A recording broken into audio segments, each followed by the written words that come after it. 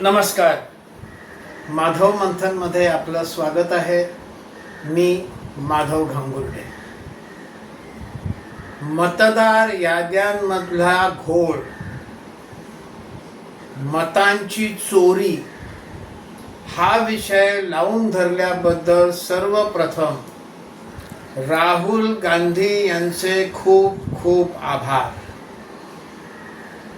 गेले काही दिवस हा विषय सर्वत्र चर्चेचा झालेला आहे. कसे मतदार याद्यांमध्ये घोळ आहे, कसं मतदार याद्यांमधले मतांची चोरी होऊन लोक निवडून येत आहेत, विशेषतः सत्ताधारी भाजपचे लोक. असा विषय राहुल गांधी हा खूप जोराने आक्रमकपणे मांडतायत. पण त्यामुळे एक चांगलं झालं आणि त्याबद्दलच राहुल गांधींचे धन्यवाद की यामुळे अनेक प्रकारची नवीन माहिती ही समोर आलेली आहे. त्यातली सगळ्यात धक्कादायक माहिती आहे ती 1952 सालच्या पहिल्या लोकसभा निवडणुकीची. उत्तर प्रदेशच्या रामपूर लोकसभा मतदारसंघातून उभे होते नेहरू मंत्रिमंडळात शिक्षण मंत्री असलेले मौलाना आझाद. निवडणुकीचा निकाल लागला आणि मौलाना आझाद 20,000 मतांनी हारल्याचं घोषित झालं. जवाहरलाल नेहरूंना देखील ही माहिती मिळाली, त्यांच्याही कानापर्यंत गेली.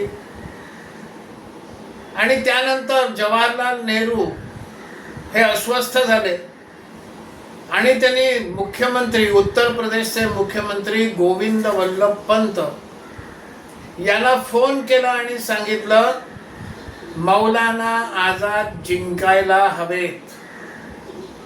गोविंद वल्लभ पंतांनी त्यांना सांगितलं ते हरलेत, निवडणुकीच्या निकालांची घोषणा झालेली आहे, त्या हरल्याची घोषणा झालेली आहे.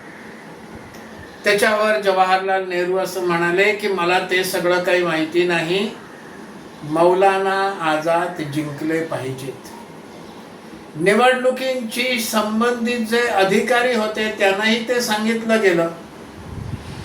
निवडणूक अधिकाऱ्यांनी म्हटलं मी घोषणा केलेली आहे, जाहीर केलेलं आहे मौलाना आझाद हे 20,000 मतांनी पडले म्हणून. पण उत्तर एकच होतं, मला ते माहीत नाही, मौलाना आझाद जिंकले पाहिजेत. आणि मग आता माहिती अशी समोर आलेली आहे की त्या ठिकाणचं मतदान मोजणी केंद्रातले दिवे घालवले गेले. आता त्यावेळेला मतदानाची जी पद्धत होती त्याच्यामध्ये मतपत्रिकेवर उमेदवारांची नावं नसायची, त्याच्यावर फक्त शिक्का मारायचा असतो मतदारांनी, अशी ती पद्धत होती. आणि प्रत्येक उमेदवाराच्या नावाची वेगळी मतपेटी होती, प्रत्येकाची वेगळी. त्याच्यावर त्या उमेदवाराचं नाव, त्याचं चिन्ह हे लिहिलेलं असायचं.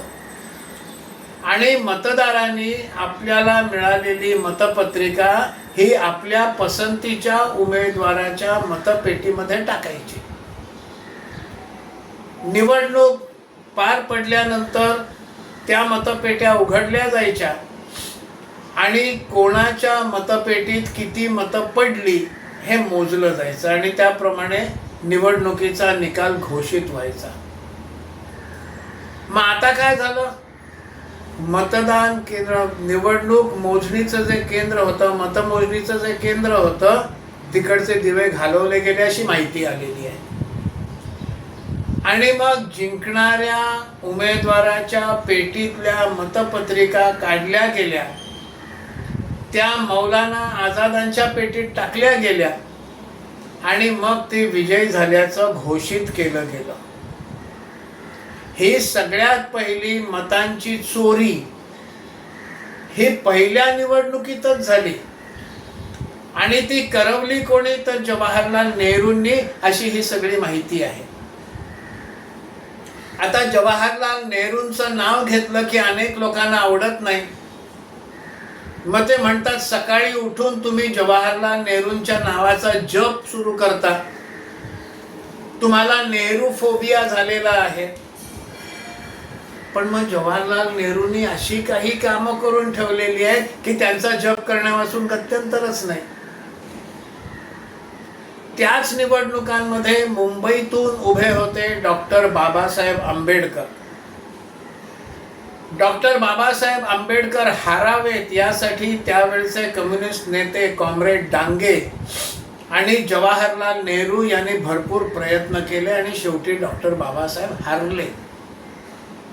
पण आता जी माहिती समोर आलेली आहे ती अशी आहे की त्यावेळच्या मतदानामध्ये निवडणुकीमध्ये 70,000 मतं ही निरस्त केली गेली, खारिज केली गेली, रद्द केली गेली, बाद केली गेली आणि मग बाबासाहेब आंबेडकर हारले.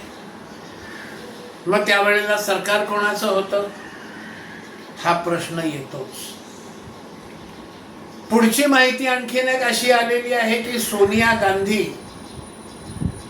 या राजीव गांधींशी विवाह होऊन गांधी परिवारात दाखल झाल्या. पंतप्रधान इंदिरा गांधी यांच्या त्या सुनबाई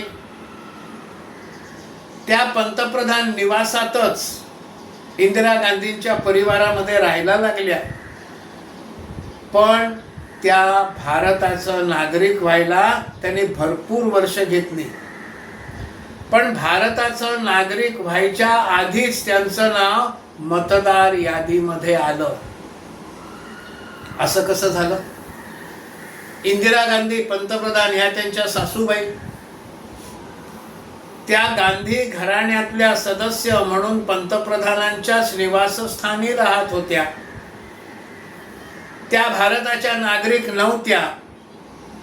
पण एवढं सगळं असून पंतप्रधानांच्या सुनबाईच ज्या नागरिक नाहीत त्यांचं नाव मतदार यादीमध्ये आलं. मग याला काय म्हणायचं? आणखीन एक माहिती आलेली आहे की काँग्रेसनं वाराणसी लोकसभा मतदारसंघ जिकडनं नरेंद्र मोदी निवडून येतात त्या मतदारसंघातली एक यादी निवडणूक आयोगाला दिलेली आहे, जाहीर केलेली आहे. त्या यादीमधली 50 नावं अशी आहेत की ज्यांच्या वडिलांचं नाव एकच आहे, राम विलास दास महंत असे ते महंत आहेत. 50 लोकांच्या वडिलांचं नाव राम विलास महंत, राम विलास दास असं आहे. बरं, त्यातली आणखीन गमतीची गोष्ट अशी की त्यातल्या एकाचं वय हे 27 वर्षाचं आहे आणि दुसऱ्या एकाचं वय हे 70 पेक्षा देखील अधिक आहे. मग एकाच बापाला एक मुलगा 70 वर्षापेक्षा अधिक वयाचा आणि दुसरा मुलगा 27 वर्षाचा असं जन्माला एकच बाप घालू शकतो का? आणि त्याच्यावरनं मतांची चोरी केली, 50 मतं चोरली, वडिलांचं नाव एकच दाखवलंय. असं करून पंतप्रधानांनी मतांची चोरी केली असं सांगण्याचा प्रयत्न झाला. मग त्याची माहिती काढली गेली. माहिती काढली गेली तेव्हा असं लक्षात आलं की हे जे राम विलास दास वेदांती हे संन्यासी आहेत, गुरु आहेत आणि ही सगळी मंडळी ही त्यांचे शिष्य आहेत. आणि शिष्य या नात्याने या मंडळींनी आपल्या गुरुचं नाव वडिलांच्या ठिकाणी लावलेलं आहे. त्यामुळे हे त्यांचे तशा अर्थाने पिता नव्हते, गुरु म्हणून वडिलांच्या ठिकाणी त्यांनी ते नाव लावलेलं आहे. आणि हे कोर्टानं मान्य केलेलं आहे.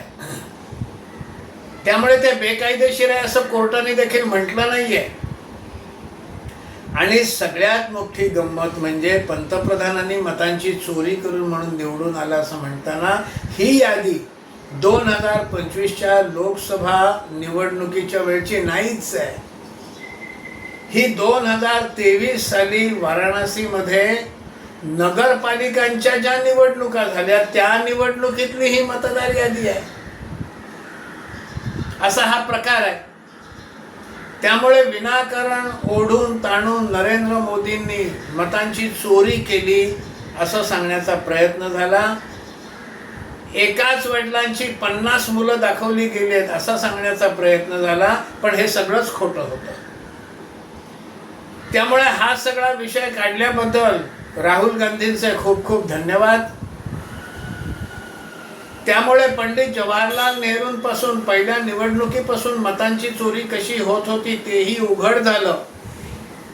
आणि त्यामुळे या वेळेला हिंदीतली एक म्हण आठवते, कांच के घर में रहने वालों ने दूसरों के घरों पर पत्थर नहीं मारने चाहिए. खूप खूप धन्यवाद.